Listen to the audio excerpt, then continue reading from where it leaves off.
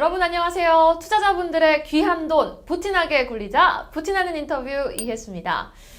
날씨가 벌써 많이 더워졌죠. 이제 투자자분들이 가장 궁금해하실 부분은 아무래도 더운 날씨보다 올 여름 썸머 랠리를 좀 기대해봄직한가 여부일 것 같습니다. 추가적인 상승 여력을 좀 기대해봄직한지 아니면 좀 조정을 염두에 둬야 되는지 가장 궁금해하실 것 같은데, 그래서 오늘 이분을 모셨습니다. 사실 우리 국내 증시는 반도체가 잘 가줘야지 시장이 잘 뻗어나갈 수 있는 거 아니겠습니까?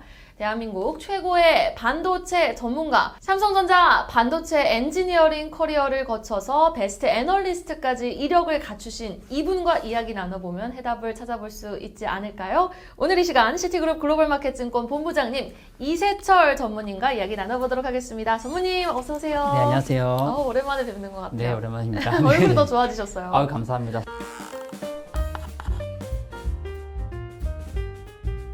일단 전무님을 소개하는 수식어에 삼성전자 엔지니어링 출신이다라는 부분이 항상 꼬리표처럼 따라다니는 것 같아요. 전무님은 얼마나 삼성에서 엔지니어링 경력을 갖고 계셨던 거예요? 네, 제가 이제 첫 직장이 삼성전자에서 근무를 좀 했고요. 네. 삼성전자에서 한 12년 정도 근무했고, 네. 반도체 CMP 공정이라고 이제 반도체 공정 중에 CVD 공정, 증착 공정 다음에 이제 평탄화 공정이 있거든요. 그래서 네. CMP 공정에서 근무를 좀 했었습니다. 네, 음. 그리고 기획팀에도 좀 있었고요. 삼성전자 네. 기획팀에도 있었고, 마지막으로는 이제 마케팅 쪽, 디램 마케팅에도 근무를 좀 했었습니다. 다양한 분야에서 또 현장에서도 경력이 있으신 분이라서 네네. 사실 반도체 업황을 이야기할 때 조금 더 디테일하게 바라보시는 포인트가 있나요? 전무님은? 네, 뭐 아무래도 저 같은 경우는 이제 실제 업계에 한 12년 정도 근무를 했었기 때문에 네. 공정 기술 쪽 관련된 쪽 부분을 기술적인 접근을 좀 더 많이 하고 있고요. 그리고 또 실제 시장에서의 흐름들을 좀 더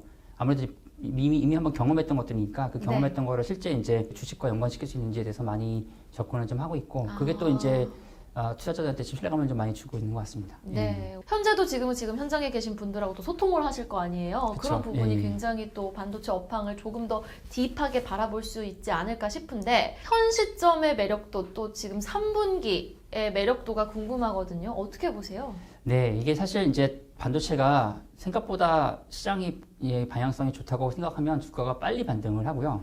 또 실적이 좋다고 하더라도 만약에 이게 앞으로 6개월 이후에 시장이 바뀐다고 생각하면 주가가 또 빨리 반응을 합니다.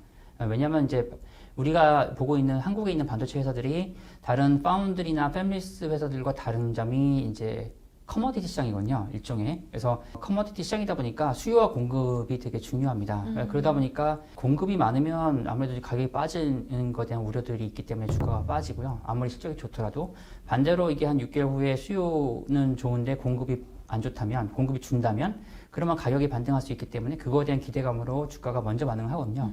근데 지금 이번 사이클의 조금 특이한 점은 네. 시장에서는 한 4분기 정도부터 업황이 회복되겠다라고들 많이 좀 봤었고, 왜냐하면 이제 재고를 좀 줄이고 있고요. 그리고 업체들만의 감산이 지금 진행됩니다. 삼성전자가 4월부터 감산 발표했죠. 그래서 감산 발표했고, 하이닉스나 뭐 다른 회사들도 감산과 투자를 줄이고 있는 부분이 있기 때문에 이것이 이제 재고 소진이 되면 그다음부터는 마무리되면 이제 수요는 유지되더라도 공급이 많이 줄기 때문에 가격이 반등되는 부분입니다. 그래서 그런 부분들을 시장에서 좀 기대를 하고 있었고, 아직 근데 그런 시간은 보이지 않아서 주가가 한 2, 3월부터 계속 빠지고 있었거든요. 1월 달에 조금 반등했다가 3, 4월에 빠졌는데, 최근에 이제 주가가 올라온 거는 사실 AI 때문이죠. 그러니까 엔비디아. AI에 대한 기대감, 그리고 엔비디아가 가이던스를 올리면서 전체적인 메모리에 대한 어떤 신규 수요에 대한 기대감이 지금 반영된 거라고 보시면 됩니다.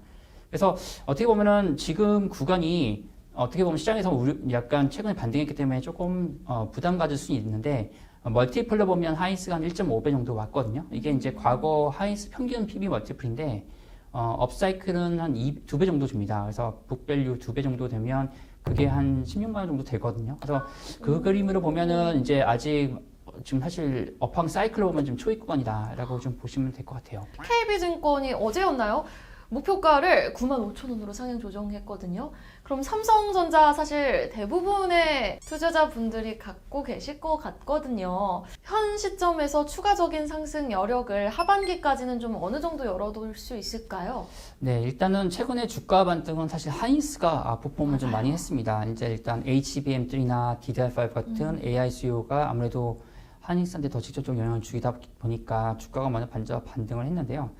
삼성전자는 사실 이제 2분기까지 실적 계속 안 좋을 거예요. 왜냐면 지금 스마트폰 쪽 수요 워낙 안 좋고, 그러다 보니까 이제 전체적인 2분기 숫자는 안 좋아지는데, 삼성전자의 실적의 상당 부분이 또 메모리 쪽이거든요. 반도체거든요. 그래서 그런 방향성을 본다면, 삼성전자도 하이닉스가 최근에 아웃퍼폼한 거 이상으로 주가가 주가의 상승 여력이 많이 있을 거 보여지고요. 특히 내후년을 보면 오히려 삼성전자가 제가 볼 때는 삼성전자가 다른 회사보다 투자를 많이 주지도 않았고요. 그리고 미래의 기술에 대한 투자를 좀 많이 했기 때문에 그런 부분으로 보면은 삼성전자를 보시는 것도 되게 좋은 접근이지 않나 보여집니다. 엔비디아발 AI 수요 확산에 따라서 뭐 SK하이닉스라든지 한미반도체, 뭐 이스페타시스 같은 종목들도 일제히 좀 강세를 보이고 있잖아요. 네. 이런 흐름도 하반기에 좀 지속될 거라고 보세요? 지속될 것 같습니다. 이게 어떻게 보면 단기 흐름은 아닌 것 같거든요. 그러니까 네. 지금 구간의 모습이 2008, 9, 10년, 11년, 12, 13, 14, 15년의 흐름과 비슷합니다. 네. 그러니까 2008, 9년이 이제 저희가 금융위기로 인해서 반도체 치킨 게임이 일어났고, 업체 구조조정이 일어났고, 그 다음에 많은 업체들이 감산과 투자를 축소했었던 게 2008, 9년이고요. 그 이후에 10년, 11년, 12, 13, 14, 15년에 이 슈퍼 사이클을 만들었던 게 애플의 아이폰입니다. 그 당시에 아이폰이 출현이 되면서 새로운 신규 수요를 이끌어 갔거든요. 근데 AI도 제가 보기에는 같은 방향성이 있는 것 같습니다. 그리고 AI가 어떻게 보면 그런 부분에서 신규 수요를 끌어갈 것 같습니다. 그렇게 된다면 그 관련된 회사들이 수혜를 받을 거고요. 그렇게 보면은 이제 뭐 HBM이라든지 DDR5 같은 것들에 관련된 회사들은 계속 수혜를 좀 보지 않을까 이렇게 보고 있습니다. 네, 또 AI 수요 확산 기대 감소, 뭐 HBM 관련 종목, DDR5 관련 종목도 수혜를 받아가고, 삼성전자는 이제 업황 바닥 찍고 개선 기대감이 살아나니까 그건 또 사이클대로 잘 가고, 네네. 이제 뭐 삼성전자, SK하이닉스의 추가적인 상승 여력을 진단해 주신 건데, 여기서 살짝 제가 반론을 해보자면 그제였나요? 헤드라인이 딱 이렇게 나왔어요. 파운드리 쪽에서 TSMC가 점유율을 60% 가져가면서 1위를 수성했고, 삼성전자의 파운드리 점유율은 전분기 대비 더 하락을 했다. 물론 삼성전자는 종합 반도체 기업이긴 하지만 워낙 파운드리에 또 사활을 걸고 있잖아요. 그렇기 때문에 이제 기술 격차는 제가 보기에는 공정 기술 격차는 TSMC, 삼성 큰 차이는 없는데 제가 보기에는 인프라 그리고 이 디자인 하우스의 역량 그리고 실제 그것들을 서비스를 제공해주는 역량들이 아무래도 TSMC가 전문 회사다 보니까 거기서 큰 차이가 있는 것 같습니다. 하지만 이제 긍정적인 부분은 전 세계에서 지금 파운드리를 거의 독점하고 있는 게 TSMC인데 그거에 대한 대체제들이 없습니다 아직. 근데 거기에 유일하게 지금 대체로 할 수 있는 회사가 삼성전자가 될 것 같고요. 삼성전자가 그런 부분에서 중장기적으로 좀 수혜를 좀 받을 거로 보고 있습니다.